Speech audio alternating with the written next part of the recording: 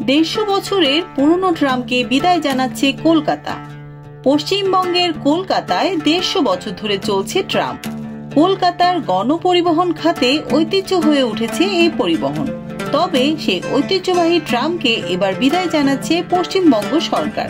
সম্প্রতি রাজ্যের পরিবহন মন্ত্রী স্নেহাশিস চক্রবর্তী এই ঘোষণা দেন। তবে পর্যটকদের জন্য একটি ছোট অংশে ট্রাম চালু রাখা হবে। ট্রাম বন্ধের এই সিদ্ধান্তে ধর্মতলা থেকে বালিগঞ্জ ও শ্যামবাজার পর্যন্ত যে দুটি লাইনে ট্রাম চলত সেগুলো তুলে দেওয়া হচ্ছে। শুধুমাত্র ধর্মতলা থেকে ময়দান পর্যন্ত 2 কিলোমিটার পথে ট্রাম চালানো হবে ঐতিহ্য হিসেবে, যা পর্যটকদের আকর্ষণ করবে। কলকাতার ট্রামের যাত্রা শুরু হয়েছিল 1873 সালে 24 ফেব্রুয়ারি। সেই সময় শিয়ালদহ থেকে আরমানিয়া ঘাট পর্যন্ত ঘোড়ায় টানা ট্রাম চালানো হতো। পরে 1902 সালে বৈদ্যুতিক ট্রামের যুগে প্রবেশ করে শহরটি।